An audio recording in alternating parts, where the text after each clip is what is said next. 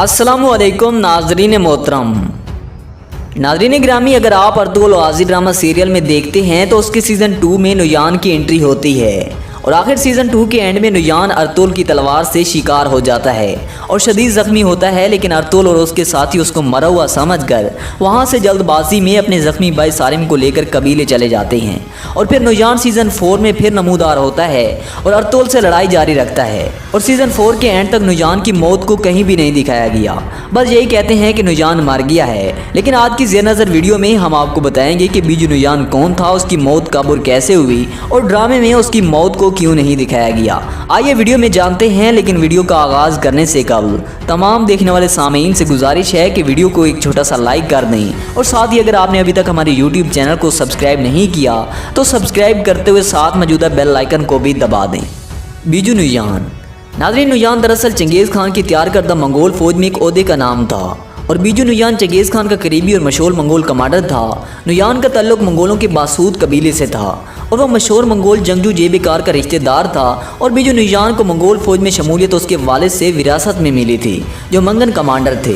बीजू नुयान को चंगेज़ खान के बेटे उक्ताई खान ने 1223 को फारस, जो अब मौजूदा ईरान है, जॉर्जिया और अनातोलिया के इलाके फतह करने के लिए वहाँ एक चोर मगन नामी कमांडर की जगह नया कमांडर तैनात किया था।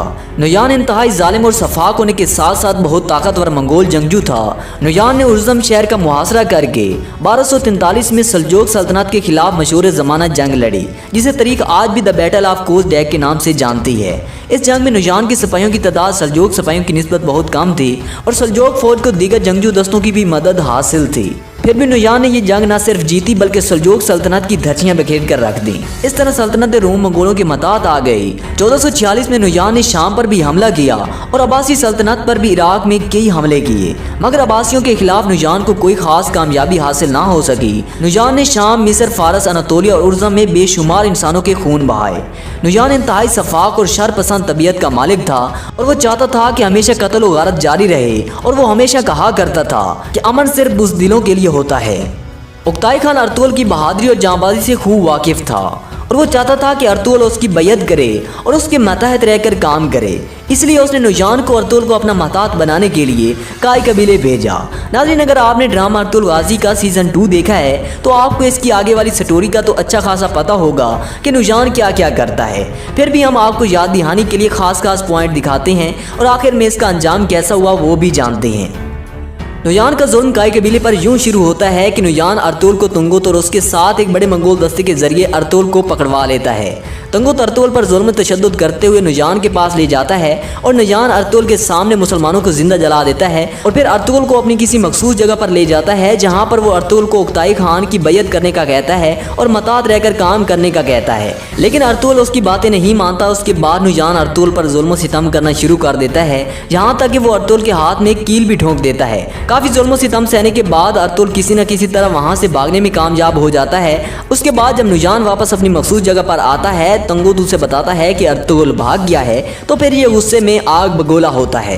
फिर ये दुदुर्गा कबीले से सलजान खतून को अगवा करवा लेता है और इसके बदले गंदुगदू से मोर मांगता है।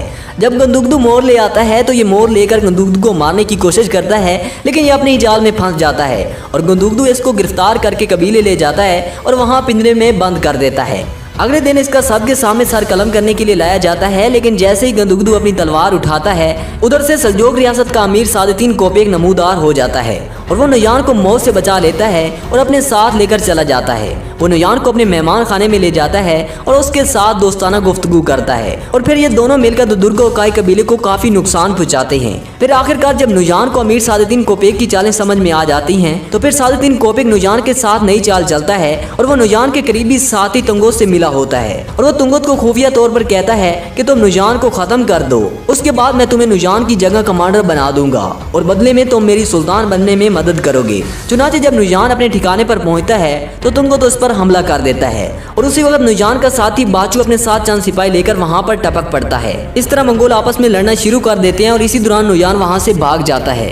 दूसरी तरफ अर्तुगरुल का बड़ा भाई सालिम और दिल्ली अमीर नुयान को मारने के लिए घात लगाए बैठे होते हैं। लेकिन नुयान उनसे भी बचने में कामयाब हो जाता है। लेकिन इस दौरान तुंगत उनके हाथों में आ जाता है और उसके साथ लड़ाई शुरू हो जाती है। इस लड़ाई के दौरान डेली दमीर शहीद हो जाता है और तुंगत सालिम के हाथों मारा जाता है और यहाँ पर तुंगत का खात्मा हो जाता है। और इसके बाद नुयान वापस उकताई खान के पास जाता है और उससे एक और मंगोल दस्ता लेकर फिर आ जाता है और फिर से अमीर सादुद्दीन कोपेक से गांठ जोड़ लेता है। सादुद्दीन कोपेक नुयान को कहता है कि हलीमा सुल्तान का भाई शहीर और अर्तुल का छोटा भाई दुंदार पहाड़ों से वापस आ रहे हैं, उनको पकड़ लो और दुंदार को मेरे हवाले कर देना ताकि मैं काई कबीले का एतमाद हासिल कर सकूं। चुनाचे ऐसे ही होता है, नुयान उनको अपनी गिरफ्त में लेने में कामयाब हो जाता है और दुंदार को सादुद्दीन की तरफ भिजवा देता है। इसके बाद सादुद्दीन सालिम को बुलाकर दुंदार को उसके हवाले कर देता है और एतमाद हासिल करने में कामयाब हो जाता है। लेकिन अर्तुल इसकी चाल को समझ जाता है। दूसरी तरफ सादुद्दीन कोपेक नुयान को कहता है कि वो शहजादे शहीर को रियासत से बगावत करने पर आमादा करें और उससे एक खत लिखवाएं कि वो सुल्तान बनना चाहता है और इस मकसद के लिए वो सुल्तान अलाउद्दीन से लड़ेगा और उससे बगावत करेगा। नुयान ऐसा ही करता है और वो शहीर से खत लिखवा लेता है। शहीर ये सब कुछ मजबूरी में करता है ताकि वो अपनी और दुंदार की जान बचा सके। लेकिन दूसरी तरफ अर्तुल का सिपाही तुर्गुत जो कि नुयान की मखसूस जगह पर पहुंच जाता है और वो उस्मान को इस जगह का अर्तुल को बताने के लिए भेज देता है और इसके बाद मंगोल तुर्गुत को चारों तरफ से घेर लेते हैं और उसे गिरफ्तार कर लेते हैं। तुर्गुत को जब नुयान के पास लाया जाता है तो उसे मारने वाला होता है, लेकिन शहीर उसे रोक लेता है और कहता है कि मैं सुल्तान बनने के बाद तुर्गुत को अपना सिपाही बनाऊंगा। इस तरह नुयान को उसकी बात माननी पड़ती है और वो उसे मारने की बजाय बांध देता है और आखिर शहीर तुर्गुत को वहां से भागने में मदद करता है। और दूसरी तरफ उसने जो खात लिखा होता है उसमें खुफिया लिख देता है कि मैंने बगावत नहीं की। इस तरह अर्तुल को पता चलता है और दूसरी तरफ उस्मान उसको नुयान का ठिकाना बताता है और अर्तुल और उसके साथी वहां से शहीर को बचा लेते हैं। इस दौरान बाचू जो ढोल बजा बजा कर सर खपाता रहता है उसकी मौत तुर्गुत के कुल्हाड़े से हो जाती है। और दूसरी तरफ तैमूर का करीबी साथी जो सादुद्दीन से मिला होता है, सादुद्दीन कोपेक उसे अपने पास बुलाता है और कहता है कि तुम तैमूर की बीवी गोगची को किसी तरह कबीले से बाहर निकालो ताकि नुयान उसको गिरफ्तार कर सके। चुनाचे वो ऐसा ही करता है और वो किसी बहाने उसे कबीले से बाहर तक ले आने में कामयाब हो जाता है जहाँ नुयान घात लगाए बैठा होता है। इस तरह नुयान उसको भी अपनी गिरफ्त में ले लेता है। जब तैमूर को इसके बारे में पता चलता है तो गोगची को छुड़वाने के लिए नुयान को ढूंढना शुरू कर देता है। आखिर वो नुयान तक पहुंच जाता है, लेकिन नुयान तैमूर के सामने गोगची का गला काट देता है और तैमूर का भी खून बहा देता है। और जब अर्तुल को इस बात का पता चलता है तो वो अपने साथियों को कहता है कि किसी तरह गद्दार बुहाद को पकड़ कर ले आएं, जिसकी वजह से गोगची और तैमूर की जिंदगी चली जाती है। अर्तुल के साथी उस गद्दार को पकड़ने में कामयाब हो जाते हैं और उसको अर्तुल के पास गार में ले आते हैं, जहां अर्तुल उससे नुयान का पता पूछता है। पहले तो उसका मुंह बंद ही रहता है, लेकिन कुछ मार खाने के बाद सब कुछ बता देता है। इस तरह अर्तुल नुयान के ठिकाने पर पहुंचने में कामयाब हो जाता है, जहां नुयान अपने साथी बाचू की लाश को जलाने में मसरूफ होता है। इसके बाद लड़ाई शुरू हो जाती है और नुयान के तमाम साथी मारे जाते हैं और नुयान को अर्तुल गिरफ्तार कर लेता है। दूसरी तरफ सादुद्दीन नई चाल चलता है और सालिम को कहता है कि वो हलीमा सुल्तान के भाई शहजादा शहीर को मार दे क्योंकि उसने रियासत के साथ बगावत की है। और सालिम इस बात पर रजामंद हो जाता है और कहता है कि मैं हर हाल में ये जिम्मेदारी पूरी करूंगा। तो इस तरह वो अपने साथ चंद सिपाहियों के लेकर अर्तुल के ठिकाने पर पहुंच जाता है, जहां अर्तुल मौजूद नहीं होता और वो अर्तुल के साथी सिपाहियों को कहता है कि शहीर को मेरे हवाले कर दें, लेकिन वो इनकार कर देते हैं और इस तरह इनकी आपस में लड़ाई शुरू हो जाती है। इस दौरान नुयान के करीब एक चाकू गिरता है, जिसके जरिए वो दोनों रस्सियां काटने में कामयाब हो जाते हैं और आज़ाद हो जाते हैं। इसी दौरान अर्तुल भी वहां पहुंच जाता है और वो सालिम को शहीर को मारने से रोकता है और इसी दौरान नुयान मौके का फायदा उठाते हुए अर्तुल पर हमला करता है, लेकिन अर्तुल उसको अपनी तलवार का मजा चकाता है, जिससे नुयान शदीद जख्मी हो जाता है और अर्तुल और उसके साथी समझते हैं कि नुयान मर गया है और जल्दी से अपने जख्मी भाई सालिम को लेकर वापस कबीले चले जाते हैं। और इसके बाद नुयान सीजन 4 में दोबारा नमूदार होता है और इस दफा उसके साथ उसकी बहन भी होती है। जब अर्तुल और उसके साथियों को नुयान के बारे में पता चलता है तो वो बहुत हैरान होते हैं।